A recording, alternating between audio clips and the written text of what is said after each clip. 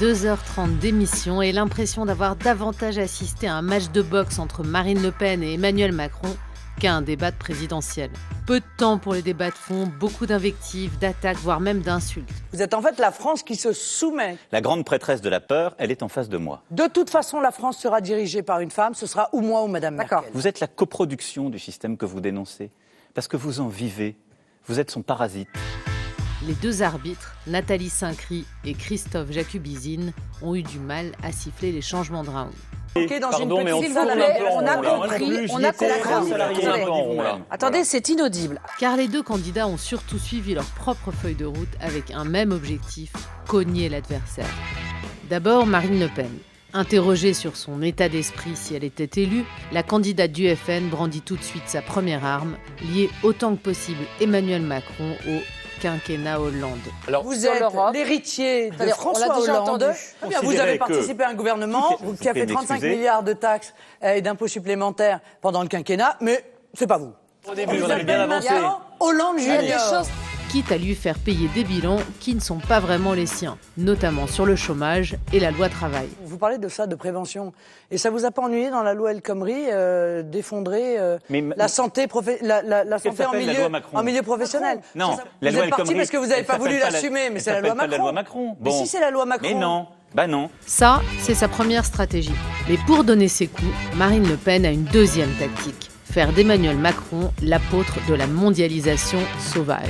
Donc, vous voyez, moi, je suis la candidate du pouvoir d'achat. Vous, Monsieur Macron, vous êtes le candidat du pouvoir d'acheter la France, de la dépecer.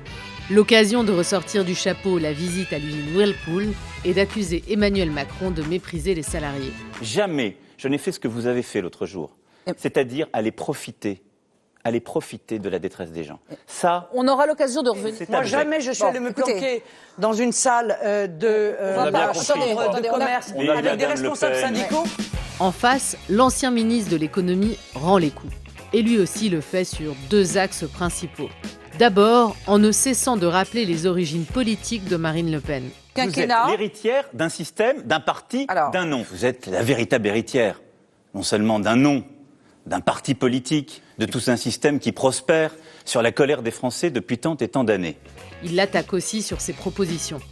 C'est son deuxième axe, pointer les incohérences et les imprécisions du programme de la candidate frontiste. Non, je vais d'abord démanteler les bêtises que vous avez dites tout à l'heure. Moi, j'ai un projet sérieux qui n'est pas du saut de cabri. Sont vos amis, c'est vraiment un galimatia. Comme le Qatar. Oui, mais c'est Madame pas Le Pen, une banque que je veux, c'est un fonds souverain. N'importe quoi. Donc, ce que vous proposez, comme d'habitude, c'est de la poudre de perlimpinpin.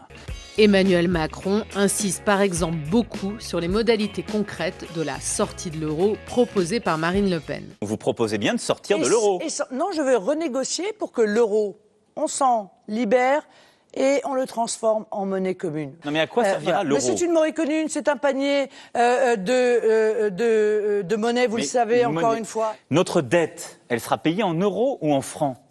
C'est ça la question. Votre vision de l'Europe, c'est essentiel parce que c'est le grand n'importe quoi du projet de Madame Le Pen. Mais si chacun des candidats a suivi son plan d'attaque au cours de la confrontation, on aurait tort de les mettre sur le même plan. Certes, Emmanuel Macron fait quelques erreurs et imprécisions.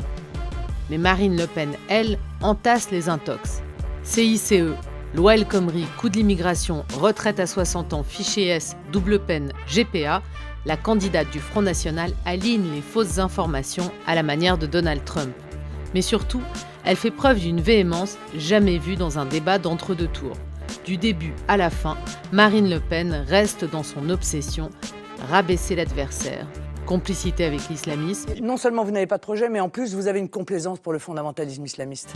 Tentative de déstabilisation. Le Pen, je sais c'est que vous qui m'avez agacé. interrompu. Buvez un coup, ça va aller mieux. Je vous sens un peu agacé. Allusion sans preuve réelle. J'espère qu'on n'apprendra pas que vous avez un compte offshore aux Bahamas ou je sais pas, j'en sais rien. Quitte parfois à descendre très très bas.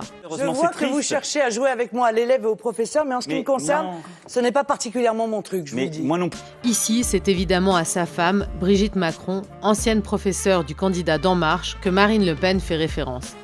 Finalement, ce débat laisse un sentiment assez net. Emmanuel Macron, favori des sondages, a défendu ses propositions et Marine Le Pen, elle, a posé les jalons de ce qu'elle entend être pour les années à venir, en cas de défaite au second tour, une force d'opposition.